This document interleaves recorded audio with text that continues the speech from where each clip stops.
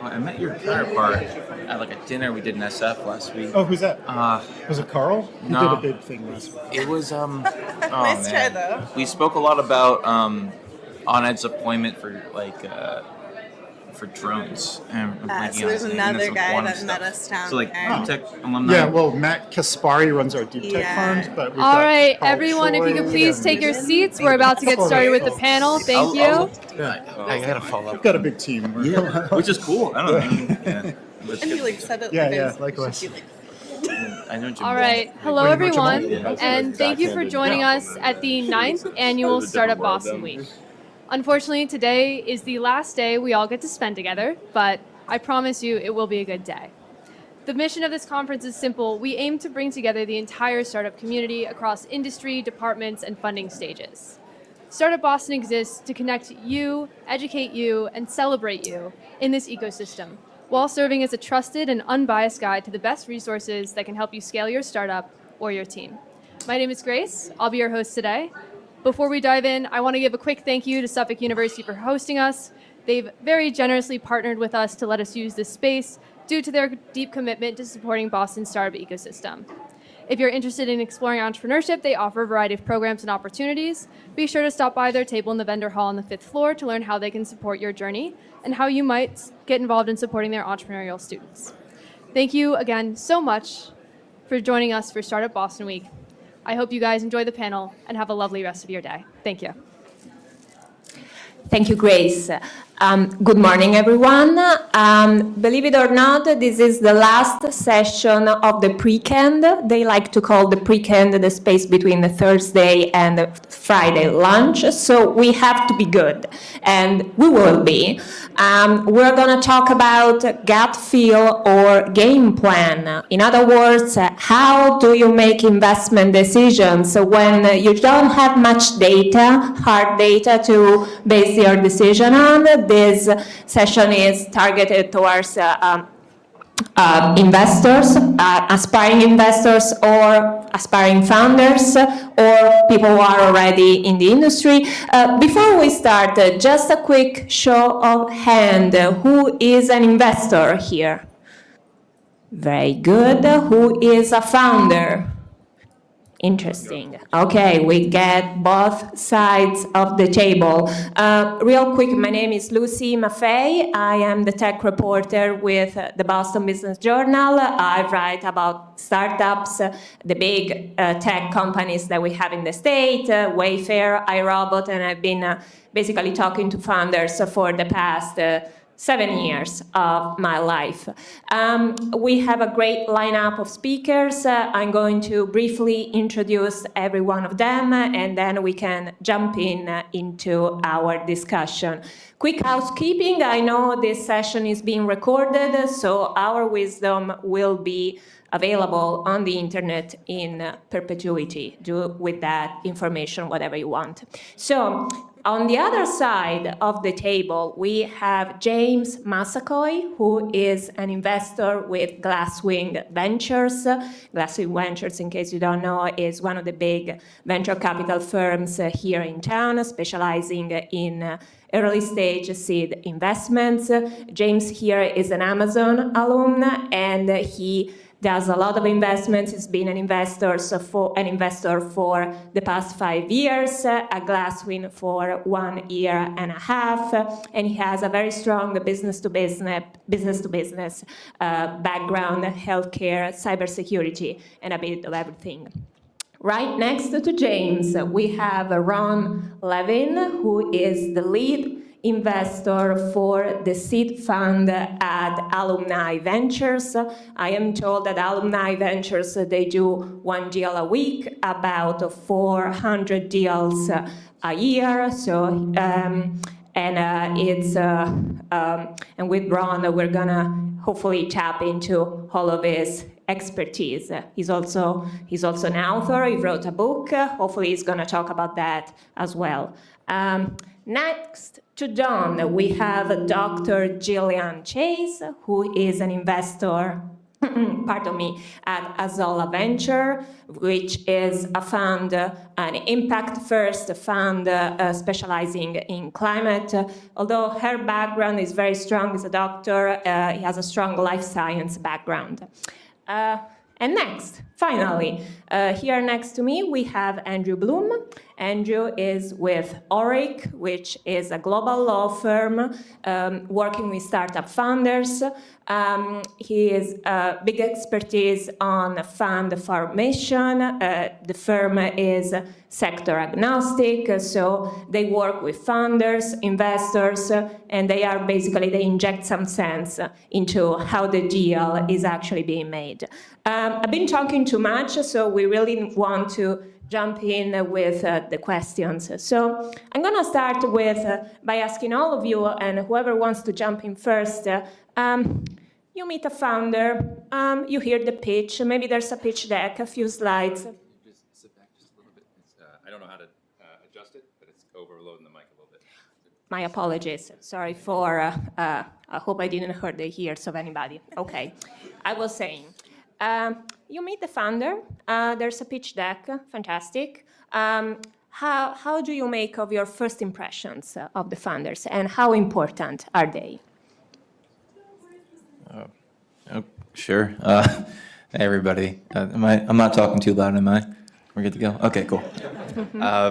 I don't know. I mean, like, for the most part, we're kind of frontier tech investors, so it's a weird mix of deep tech and that's like general applications of AI. So it's ideally, like, you know more than I do on your space is like the first thing I really look for. I get really scared if I'm explaining things to you. And then after that, it's really just like a passion for what you're doing. We're really looking for people that are focused on go-to-market post building technical products. And that's a really hard mix of founder. Smart enough to be able to build something that's compelling, but I don't know, killer is not the right word, but really customer focused and driving towards some type of revenue outcome. So it's a weird mix. And so that's kind of what we're always looking for. Like, are you really going to drive towards something that is a customer pain point and like really has a line item in a P&L that they pay for, but isn't just something you could put together in a week. So yeah, I don't know if that answered the question though. It's a start. What else? First impressions, how important are they, and can you really rely on those? Yeah, so, you know, I talk to founders every day and usually meeting them for the first time, and it's, you know, 9 times out of 10, it's probably over Zoom. So it's really hard to get a true impression of someone. Obviously, I want to have a good understanding of why the entrepreneur is really passionate about solving that particular problem. You know, this is going to be a big grind, and it's going to be a lot of pain, and you really need to have some kind of personal drive to want to solve that problem. And I want to see that come through with confidence, but without arrogance. So that's a little bit of something that I think has to be balanced. But I also want to see signs of that you're not just an idea person, but you're also an execution person. Do you come across as resourceful, that you know the right people? It's going to take marshaling a lot of resources. So in my first 30-minute conversation that I usually have, you know, beyond just the technical aspects of what I'm hearing, I'm really trying to suss out what is it that drives this person, and what can I read into this person, really just based on the way they communicate and interact. And are they letting me ask questions? Are they trying to drive the whole conversation without some back and forth? And just little things, subtle things, cues that I'm trying to pick up on from a first impression. And it's not going to inform the whole story, but it'll, you know, the EQ is as important as the IQ, and I try to get what I can, and that may inform how we proceed after that first conversation. Sure. Gillian, any thoughts? Yeah, I think it is rare when passion meets humility, and that is a combination that I think is crucially important in any founder that I'm interested in kind of getting to know further. We're an impact-first, climate-focused fund, so our mission is large, right? It's not just about scaling a company, it's about really affecting the trajectory of the world. Mm-hmm. And so that passion and mission alignment is also critical. I'm not huge on, first impressions in the sense that I'll write somebody off if it doesn't go well. However, if those three things shine, I definitely want to keep talking. Okay. Rona, you touched a little bit on the emotional intelligence of the founder as well as the technical background. What are instead the red flags that make you think, actually, I'm not. This could not work? Yeah, well, I'm kind of in the unique position of being a generalist. Our fund invests across many different sectors by design. You mentioned a deal a week. That's just our fund within Alumni Ventures. There's 400 deals a year across Alumni Ventures, about one deal a week just within the seed fund. So we have to be broad generalists. I try to set that expectation up front, that we are not experts. Sometimes founders want to know what I think of the idea, and exactly echoing kind of what you said is, I really hope that you know more about the idea than I do. So I want that, I want to learn something, but I also, want to be kind of, taught something in a respectful way. So I, for example, invest in biotech companies sometimes, even though that is not at all my background. And so that can be very humbling because I'm usually dealing with a PhD or an MD or someone who knows infinitely more than I do. But I want them to communicate on a level that I can understand. So I set that expectation. So I'm partially kind of testing, can you communicate something very technical in a way that I, as someone who's not as smart as you on your particular subject matter can understand. So that's kind of one thing I look for, and just that general humility of explaining something in a way that sort of anyone can understand is really something that I look for, because at some point you're going to go beyond being a technically oriented founder, and you're going to have to build perhaps a sales team, you're going to have to form relationships. So the first test for me is how well do you communicate with me and my team, as an indicator of how well you might communicate with others that you might try to hire or partner with down the line. Just adding to that a bit, I think the way that founders respond to questions is very telling. It gets to the combination of knowledge and humility that we've kind of touched on before. There's no space for defensiveness. And I think it's actually a great sign if an investor is saying, hold on a second, slow down, explain this to me, because they want to learn. And as a founder, you should want to engage with that, not turn somebody away who is curious. James, looking for red flags here, what is that you don't like to see in, say, the first 2 meetings with new founders? So what is that makes you think, Yeah, that's a good question. So we lead deals, so we don't do as the same amount of volume. I'd say like maybe 5 to 6 a year, where we're really taking a board seat and we're really active. So it's like a 10-year journey on average for our investments. So I'm basically signing up to spend 10 years with you. That is a lot of life, which is good. It's good, or at least the firm is from that perspective. And so there's like an aspect of, do I want to spend 10 years with this person? Not like friends, ideally, yes, but at least very strong acquaintances. But in practice, what I usually see is, like you invite someone to your wedding, you're there for like their kids' birthday parties. It's a lot of really close attachment because you're spending so much time together. So I don't know. Like the first 2 meetings, ideally, like you get to know someone as a person outside of just them as a founder. Red flags, and that include what you would expect. Like, are you a bad person? I don't know. Or can I have a conversation with you outside of just your business? Things that kind of matter. Ideally, you're building something that's really compelling and we're really excited about, but I get to actually see what you're like, and that shines through. Outside of that, like we talked about lack of technical, ability, or maybe an ability, like the product that doesn't really stand out relative to competitors. I would say red flags for me are usually oriented around, like, do you know, like, the bedrocks of what you built off of? So if you're building a data product, like, how many open source tools that came before you do you actually understand and use? Do you know what's on the market in terms of competitively? Have you talked to a customer before about what they're using? Things that are at the pre-seed seed stage pretty critical in terms of just like, should you be building this business outside of, are you the one that should be building the business? But those are the ones that come to mind.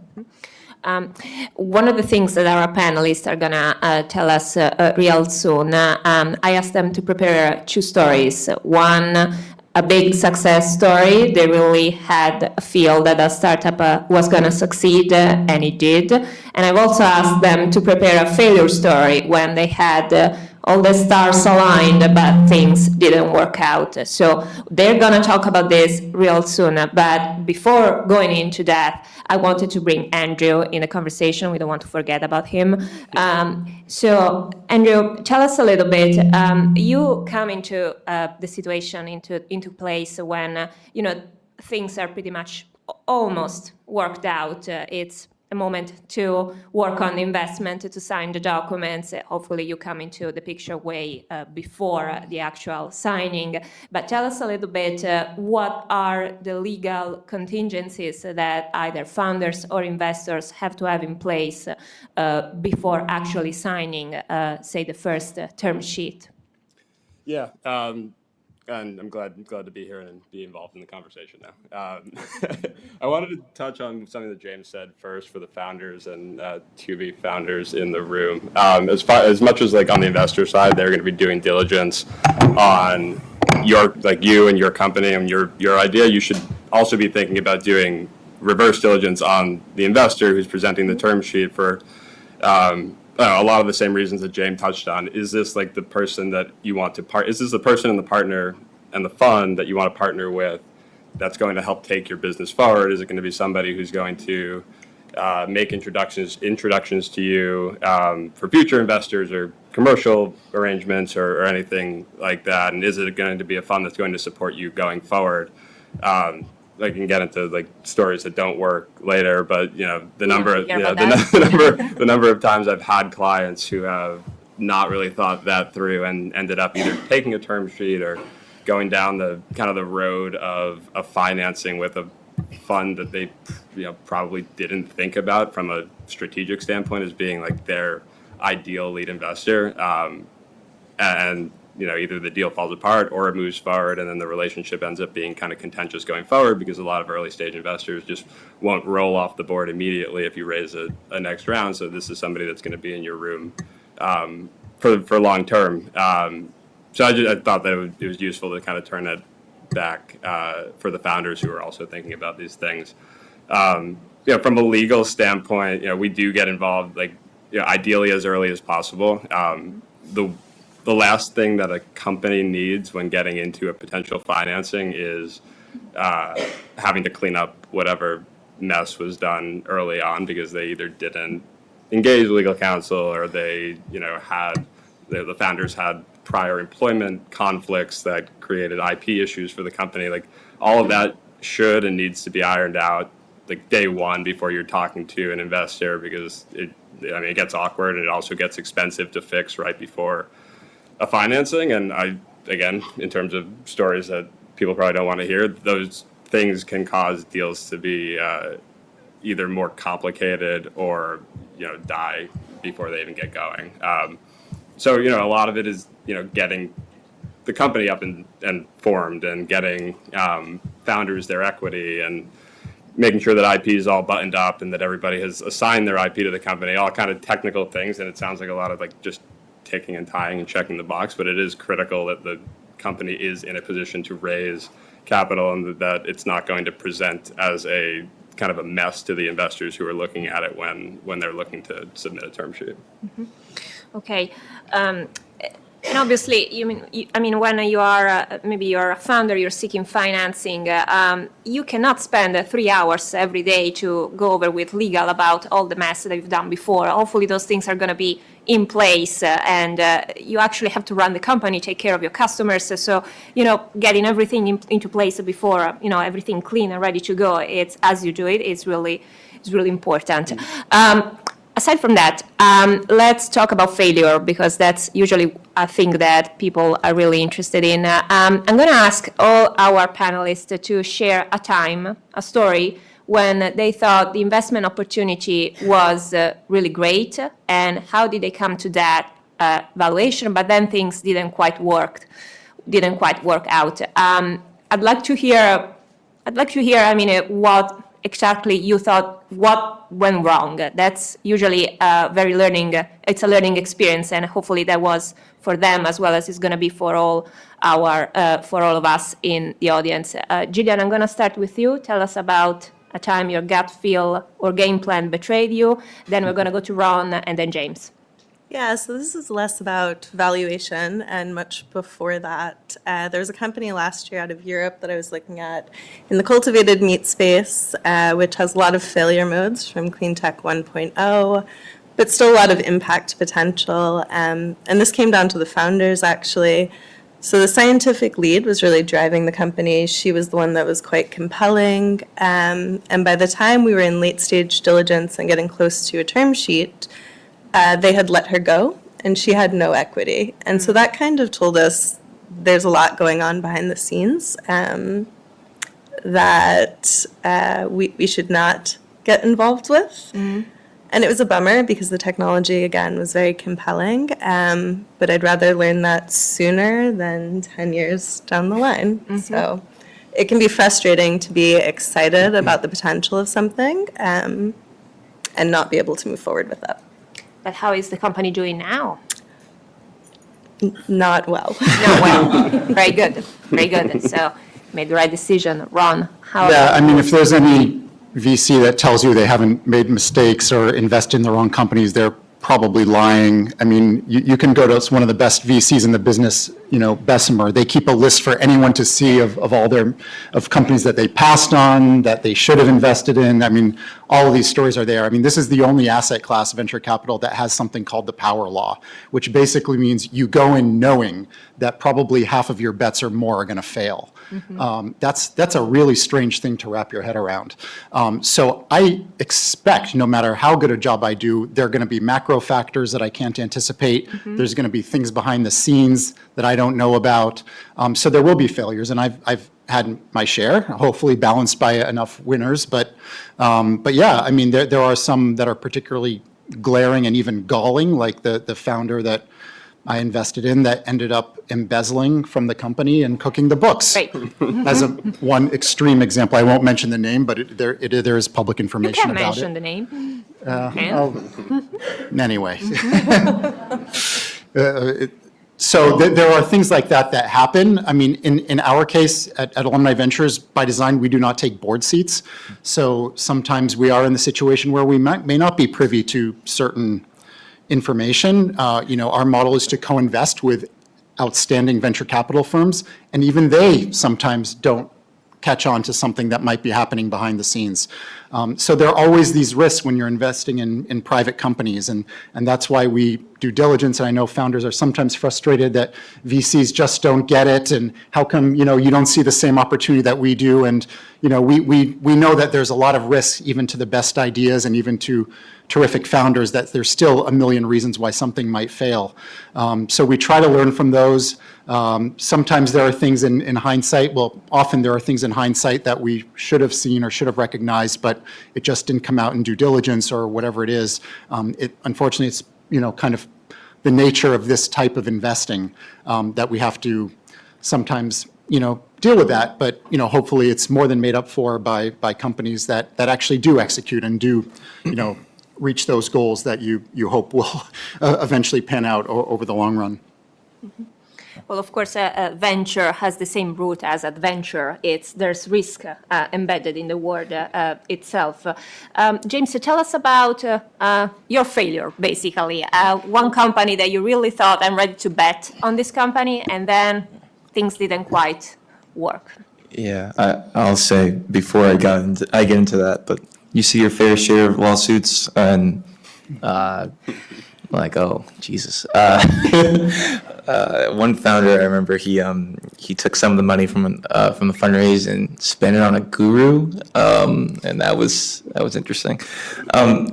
I'd say a few things. Like, I've seen companies that we've backed at both of the funds I've worked at, well, I guess 3 now, where you were too early. When you fundraise, you usually get about 2 years of runway, give or take. It's probably closer to like 18 months. So you got a year and a half basically to operate, but it takes 6 months to fundraise again. So you got a year. So a year to double essentially your traction, or get enough traction that someone else wants to give you money again, give or take. So you mess up a quarter or two and suddenly it's like, okay, this isn't looking super great, which is a lot of pressure on the founders. And one of the reasons that we spend so much time on diligence and get so antsy on making decisions. So one of our companies, they had about 18 months, and they were doing some really interesting things within identity, and some people they were selling to weren't ready for it yet. It was like a 3-year sales cycle. Oh, not 3, it's probably like closer to 2.5. And they only had a year and a half to do it. This didn't work out. And now another company's doing it 4 years later, and that's doing pretty well. So it's sometimes about timing, and it's really focused on what the customer wants at the moment. And the tech stack at that time just wasn't there to be able to integrate with what they wanted to do, which sucks. Another one, this great consulting company, they were multinational actually, and they had great logos and clients. They were doing something that at the time the tech could not do autonomously. It was a mixture of white glove service, which is essentially like a bunch of guys in the back room doing the work and then putting on a product, and like a really great front forward facing product that we liked a lot. And so the bet was essentially, and we knew this going into diligence, can they build enough tech that they could still continue selling, but go into a recurring model, not this like weird consulting like product? And the answer was no. And we recruited a great CTO, and they got some great traction, and they built out a strong product, but they weren't able to make it recurring. So even though they grew 3 times year over year, when they went for the next fundraising, every investor at that next stage was less excited about it. So just ended up not being able to raise again, and now they're a consulting company again. Just ended up giving the money back. So it's a weird balance. I mean, I could probably keep going for a while. Everyone has their own stories. But I would say usually, at least as a lead, you're going to those deals with an expectation of like what could go wrong. And our memos are pretty long, but most of them are just like, why will we feel stupid in 2 years? And you're usually pretty spot on, which sucks, but it's good to know going in at least. Andrew, any times that things went spectacularly wrong right at the moment of signing the term sheet? Maybe there was a clause or something that was not negotiated until the last minute. What happened, and any takeaways that you can offer? Yeah, mine's probably more of a cautionary tale to founders. I've had 3 deals fall apart this year because the founder basically didn't understand what he had done to the cap table. I'm sure everybody knows what a safe is in the room. Safes are just a super easy way to raise capital, and founders kind of get addicted to raising on safes sometimes. So I've had. Can you tell us real quick what safe are? Safe is a simple agreement for future equity. It was created by YC 20 years ago. That's basically a 6-page piece of paper that says you're giving us X dollars, and your piece of paper will convert into preferred stock if and when the company raises a preferred stock round. So you don't have to negotiate any valuation terms really. Any investor right terms, really, like it's all punted down the road, and it's a really efficient way for early stage companies to raise capital. But if you just continue to raise on safes for 5 years and you don't take a second to understand what you've done to yourself from a dilution standpoint, when you go to raise a Series C or a Series A round, you run a pro forma model for the financing, and the founder's been diluted down to 3%, and then you're in a situation where you're not just having a discussion with the investor about what the terms are, but also how to incentivize the founder going forward, because he's basically been diluted out of the company, which is, those conversations happen, but it's not the conversation that you want to be having. And 2 of my investor side clients in these situations have looked at the company and the founder and basically said, I don't trust your judgment. You haven't been getting good advice on your capital raising strategy. I don't think we can do this deal. And whether or not they were good companies going forward, it's just you don't want to be in that situation when you're talking to your investors. Mm-hmm. Okay, let's hear about the success stories instead. But this time, and I know that with investors, sometimes it tends to happen. I understood the tech very early on, and I was right. I love that. I'm sure you did. But tell us a little bit about what were the signs that made you think, okay, this is the right investment for me and the firm, and how exactly things went well. Gillian, do you want to start? Yeah, I'm happy to. Okay, so there's a company that every time they explained it, what they were doing, no one got it. They are using UV light to upregulate gene expression in seeds, short duration light signals, and everybody that heard about it thought they were some kind of an indoor cultivation lighting system. It took me at that point, I think about 3 months to convince my managing partner that that's not what they were doing. They were very early stage. They thought that this could be broadly applicable to many different types of crops, but they had no commercial traction and were not great at explaining this to non-scientists. Happy to say that today, earlier this year, they commercialized their first piece of equipment at scale for corn and soybeans, and they're currently working on 2 methane moonshots. And so we'll see where they end up, but that one taught me rather to not give up when you think there's something there, and to spend that extra time, even if it means working a little bit harder or a little bit longer to really get to the bottom of what's going on. So that's one that I'm proud of.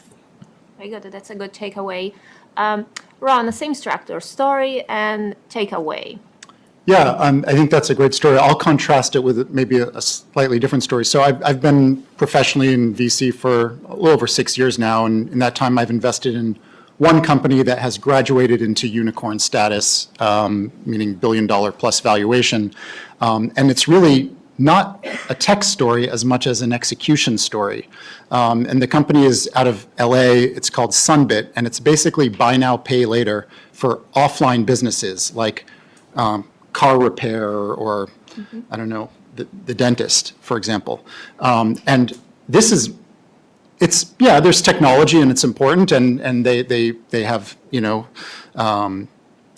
something there as a fintech company, but it's really about just delivering on results, setting targets and hitting them just repeatedly and exceeding them, basically setting big sales targets. And so for me, it's just, when you see a company that's kind of progressing, at Series A to B, and they're actually hitting the metrics. I mean, I can't tell you how many companies we see where you see really amazing projections and how little of the time they actually come true.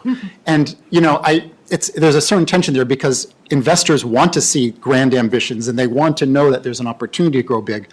And the founders truly believe that they can get there, but in hindsight, there's always some reason why they don't. And every once in a while, there's a company that actually does hit them, and that's so refreshing. And Sunbit was one of them, and I think they're well on a path to, I would expect probably an IPO at some point. And it's just, being able to actually dive in and see that there is, even if it's from a low base, from an early stage company, that you're consistently getting the numbers and you're showing that the business is scaling. And there is a tech story to it, but it doesn't even have to be. Sometimes the best businesses are just, they develop their moats because of the way they partner, the way they the customer base, the team, and they sort of had all of those components, and they continue to execute at that level. So that to me is one where I'm, glad to have seen that I could have that I was able to get in early enough on something that maybe not everyone would have seen at that point. I realize that maybe we're not generalizing too much. We've heard some really good takeaways here from the investor side. Gillian just said, well, if you really think there's something into this investment opportunity, stick with it and try to understand a little bit better. Even if the founders are not really good at marketing themselves, if you think that there's something into it, it's worth investing the time. We heard, well, from the founders' perspective, maybe the advice here could be hit your projections, try to be sure that you can actually get there, that you actually hit the goal that you are projecting, because that's going to make a really good impression to investors. James, let us hear your story, your success story, and your takeaway. Yeah, I'll give a couple versions. A deal I wish I fought for harder, but didn't get there. That's now killing it is one that you think about like nightmares when you wake up. That a fund in Boston ended up doing. That's doing really great. And when you're internal in your IC and you're talking to your managing partners and you're in love with a deal, it's understandable because like they've been in venture for so long that you see these different changes and cycles of tech, and the same idea comes up over and over again. And like I was saying earlier, it's like more of a when than if, and sometimes the when matters so much more than the if, and sometimes you're wrong, and you can fight for as much as you want, but things happen. So sometimes I think from a founder perspective, like it's just about convincing the right people, and if you have to convince someone for that long that this is what you should be working on and this is the future, then maybe they're not the best investor for you, and that's fine. Deals that have gone well that we did do. There was a company that was struggling at the seed. They've been in the space for a while. They started as like a mixture of like pre-LLM, AI, trying to help with market research, and they really struggled to get to scale, even after they raised from some good funds. And so they're going out to raise again, but they changed their product to be essentially these broken up LLM tasks, broken up LLM powered tasks that were all fit into one ecosystem that made it really easy for a DLM not to get overwhelmed by the amount of context. And at the time, it wasn't a really common system. Now it's called AI agents, but like back then it was just like, what are you talking about? And I dove in deep on the space, and I didn't work for an AI fund at the time, but I pushed it, and then eventually the partners kind of jumped in, and then now they're doing really well. Ashton Kutcher just invested in the last round, which is a cool thing to be able to say. And so that was cool. It's good to see things happen like that, and to really believe in something and watch it kind of go. And I'll say one more quick one. There's one out of Boston that we didn't understand the tech, and we liked the founder, but we didn't take enough time to really dive in deep there. And I think we had seen like 20 versions of it that quarter, basically, and now they are ripping, like they are killing it. And so there's a level of like, do you take the time to really dive in on why it's different versus just like the first meeting? Or I think on the other side for the founder, like, can you explain why it's really different versus people just taking bets on you? Which when you talk to their seed investors, they're like, yeah, we just invested in the guy. We didn't really know it was going to be this special. We just liked him. So maybe that's the battle, but. Mm-hmm. Okay. I realize that, yes, we've heard the stories, but maybe I have not asked yet the questions in the more general format, maybe that some in our audience would like to to understand a little bit better. So tell us a little bit, they say at the early stage, it comes down to the team and the market opportunity. That's one of the general piece of wisdom that's out there. But how do you evaluate the market opportunity when, say, the company doesn't have much of a product? I'd love to hear. Rana, do you want to start? Sure. So, I mean, we approach it, as we're betting very early on something that's not proven, but if things go well, it has moonshot potential. It could be $1 billion, valuation, IPO, whatever. That there has to be some indication that it has to kind of reach that stage. So, how do you assess that? Well, you kind of look at like, what's the applicability of the tech? Is it addressing a very big market? How can they sort of prove it out on a small scale and then kind of land and expand, either with a company, with a market? So we have to have an idea, kind of crafted in our head that matches kind of what the founder's thinking, and see that there is ultimately a way to reach that. Now, we also go in with the full knowledge that at the pre-seed or seed stage where we invest, there's still time for the company to pivot. And sometimes they do. And I just spoke with one of our founders this week where we invested in one particular model that hasn't been scrapped entirely, but they've actually opened it up to a much bigger idea. So if I can, maybe give an example. So before I got into VC, I was a founder. So I had co-founded a company out of Barcelona, actually. It's called Travel Perk. It's an enterprise travel platform. Our initial go-to-market idea was to create an algorithmic-based incentive system for employees to help their companies save money on business travel by booking less expensive options. Like if you're traveling to another city, you can stay at a friend's place and save the company on hotels, and you can split the difference 50-50 with the company. There was one other company that was doing something like this that sort of had inspired us, but they were in the US and we were in Europe. It turned out that this idea was like way too avant-garde, just way ahead of its time. Everyone was worried about gamifications and tax ramifications and a million concerns. So as we went and pitched this idea to companies, they said, yeah, that's great, but what we really need is better integration with our expense management system, a better panel to oversee our travel, and the office admin wants to be able to book on behalf of other employees. How do we do all those things instead? And we stepped back and realized, okay, we don't have this model right. And we pivoted, and that pivot has actually worked out really great for the company. And it's a much broader vision. So I think we go in understanding that if these are smart founders and the initial idea is not right, the addressable market size isn't big enough, whatever it is, do they at least have it in them to find out what the real market opportunity is? So that's why it really is a bet on the individuals, that they can be resourceful and clever and agile and figure it out, because they may not have all the answers on day one. And we go in understanding that that's okay. If you need to adjust along the way, we're not giving up on you.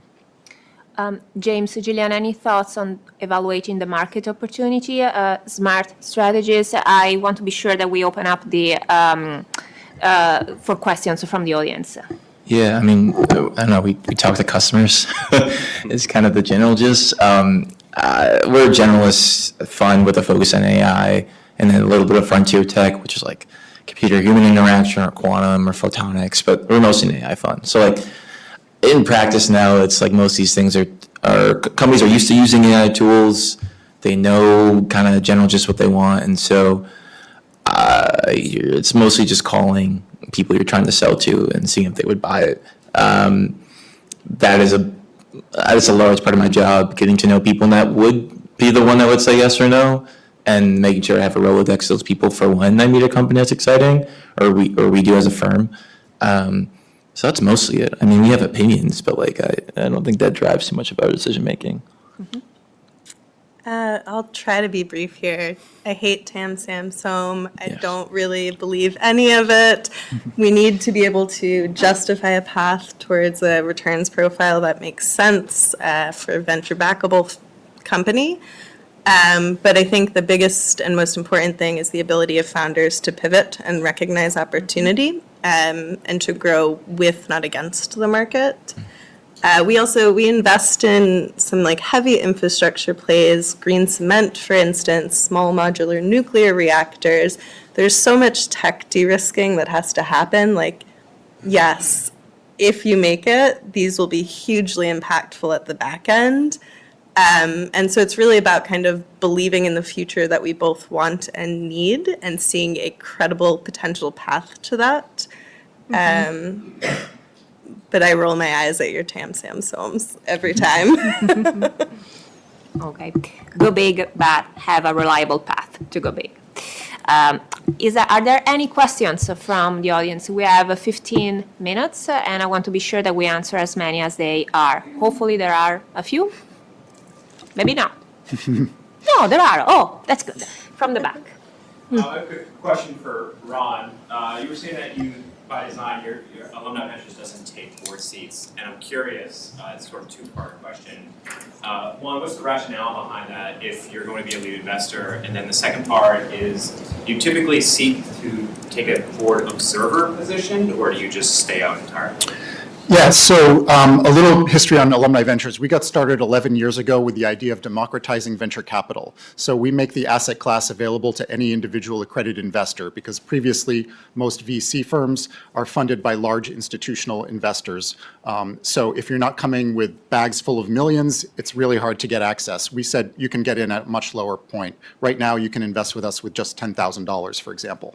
And so our promise to our investors is we can get you into the same quality deals that the top venture capital firms that you know of are getting into, and we can get in on the same terms. So our model will be to co-invest alongside of these. We don't make investment decisions in a vacuum. We never invest alone.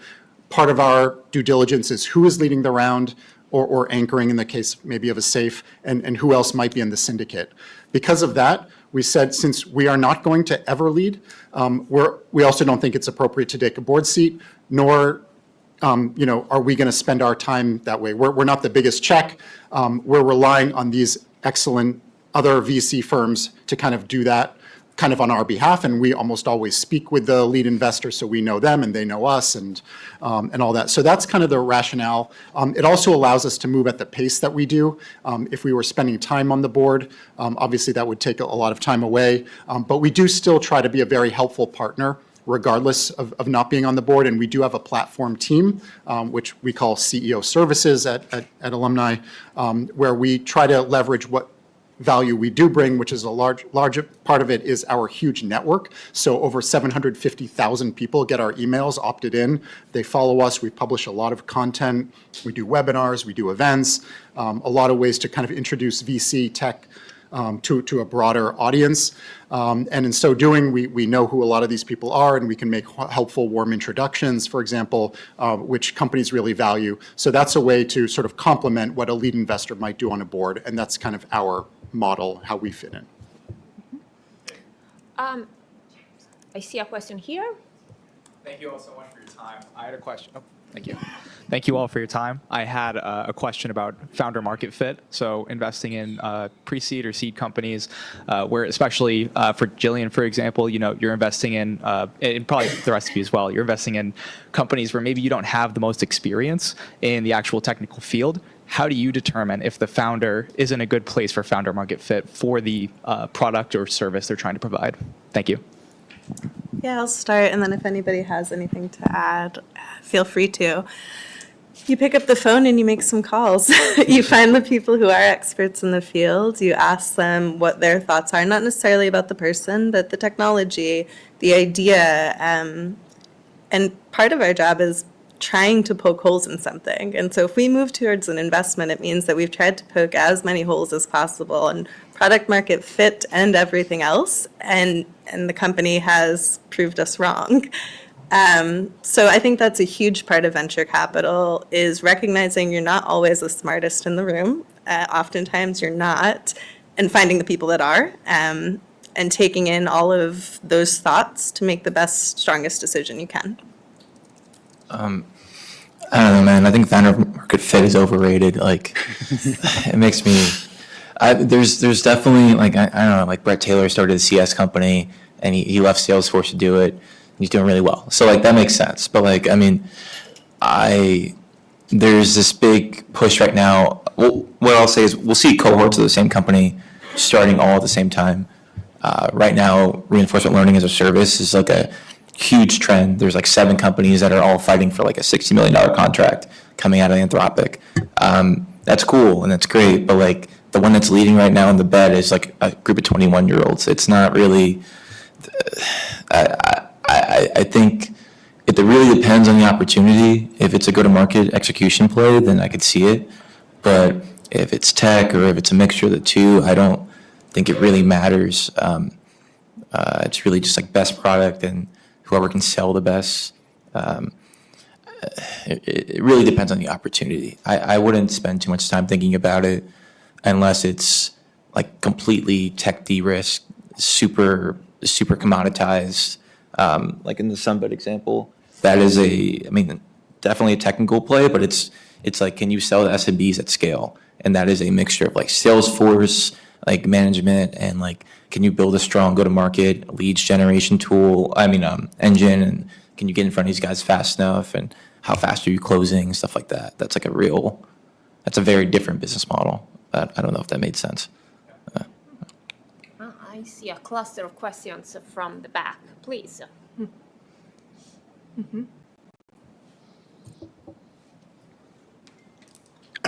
So, it's a larger curiosity question.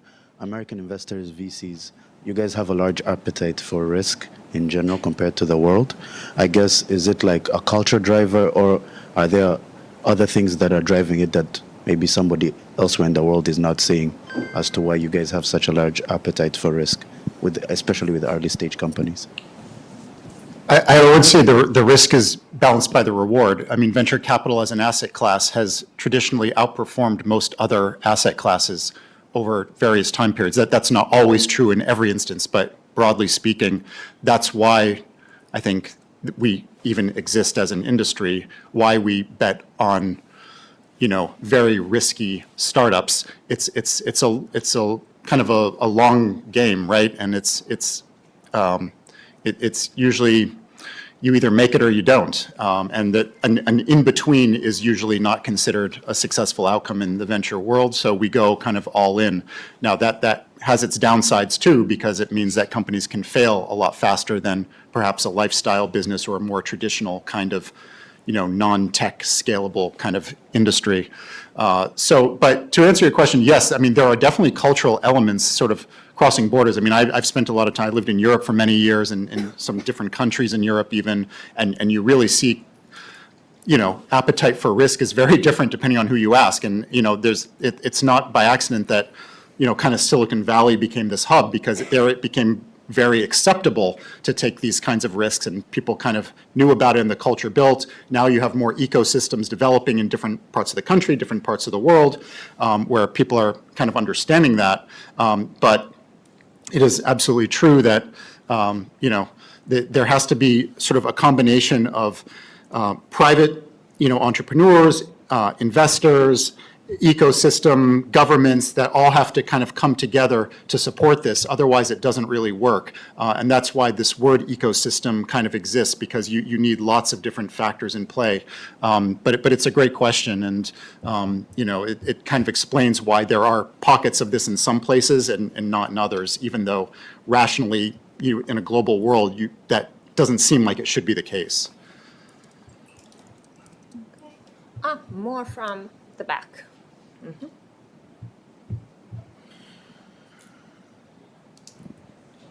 Hi, good morning, and thank you for taking the time to speak to us. Just a general question about valuation. How much importance do you give it? How much do you think about it? What's your approach to it? And in terms of all the criteria that you consider when making an investment, how much priority do you assign to it? Yeah, that's a good question. I'd say the more commoditized the platform, the more traction really drives your valuation. There's certain business models where we would give it a 1x revenue for valuation. So like if I met a laundromat, the typical valuation would be like revenue after expenses and everything like that. But in terms of just like run rate, it would be like a 1x. So if you make $1 million, we'd give you $1 million.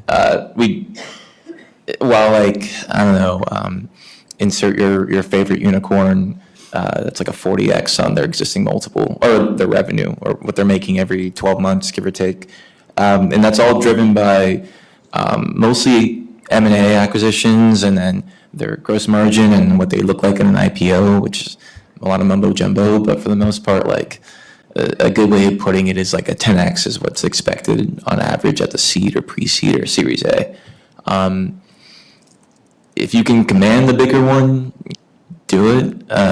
But there's bad parts to that in terms of the next time you raise, you usually need like a 2 to 3x step up So if you raise it like a 30, the next time you raise, you're looking at like a 60 to 90 million posts. And so in practice, what that means in terms of traction is like, are you going to be at 6 million in 2 years, basically? And if you're not, then you're risking a lot of equity issues later on in terms of raising at a lower valuation and taking hits to what you own.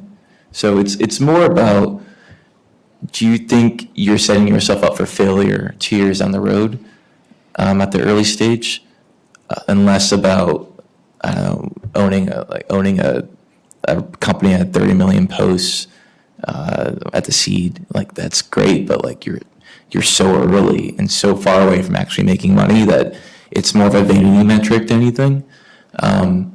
So that's the way I would think about it. It's really anchoring towards when you actually have a sales team and have a real company that's making money, and less of how you feel now. But I try to anchor towards competitive companies and things you see in the space that are like in a similar market, so you're not like, oh, okay, I'll keep it short. Yeah. I hope that I answered it. I don't know. That's a lot. Sorry. Yeah. Do we have time for at least one last question? Okay, here in the front then. Thank you. I'm curious about the timing of approaching investors for founders. When is a good time? Because early stage of ideas sounds like it might not be where you have the most traction yet, or have figured out your market fit yet. But then also, what's the best time? Good question. So I'll hop in first. I think it depends on the fund. Personally, I want to speak to people as early as they're willing to have a conversation, whether they're ready for investment or not. We've invested in companies that were literally a postdoc in a lab with an idea, who now have offtake agreements with Microsoft, and we were pretty pivotal in guiding them there. And so it depends on the fund, the appetite for risk, and the people that are there. But I enjoy those conversations, and I want to know what's going on in the market, what's coming onto the market, and I want to help founders get there, whether it's with our capital or otherwise. Yeah, I can answer sort of as a founder and as an investor now in the seat I have. I mean, as a founder, I wanted to talk to any investor anytime. I want to get the idea out there. I want them to know about us. I was pitching some really top tier VCs on our pre-seed from my company, TravelPerk, and for many of them, they would say, it's just too early, but I think you might be onto something. Let me introduce you to an angel investor. And in some cases, those angels did invest. So getting those conversations going early can't hurt. Even if you don't feel like you're ready to take money, sometimes things happen by serendipity, or you get lucky on the timing, or you find an investor that has the exact same thesis you do, and they're ready to invest even before you're ready, and you just have to be open to that. Now, me in an investor seat, our model of co-investment, because of our mandate, it's such that I almost would prefer to have most conversations once you already have a term sheet and have figured that out with a lead, just because of the volume of pre-seed and seed companies. My team and I, we just don't have the capacity to review every opportunity and give you your due. So we'd almost rather hear from you once you have the term settled, and then we can put focus on it. But that's kind of a practical matter related to our fund. I think, as mentioned, every fund is going to be a little bit different. But from the founder's perspective, I think stealth mode is way overblown. I think you need to tell the story and get it out there, because that's only going to help you in the long run. Should I answer it? Or, okay. The only thing I'll add is like, I don't know. I mean, like, investors like to say we're helpful. It's hard to say that we all are for every company. And so if you're really focused on, should I talk to somebody, I would really spend time learning about whether there's someone that you'd want to talk to if they weren't giving you money. Would they be valuable in that case anyway? We're not all always valuable, but you don't always know. So I'd say more than not, take the meeting. But I mean, I think everyone here, like, we say no, unfortunately, to like 99.9% of the deals that we look at. I think we're like one for every couple hundred, and we'll see thousands a year. And so that's not really a bad thing. It's just more of a if and when at times, and then are we the best fit for you? I hate to do this, but I'm getting some really worried look from the audience. So we're going to wrap this up. It was a great conversation. Thank you so much for coming to Startup Boston Week. And I, for myself, will be around for a little bit more. If you want to chat, please give a round of applause to our panelists because they did.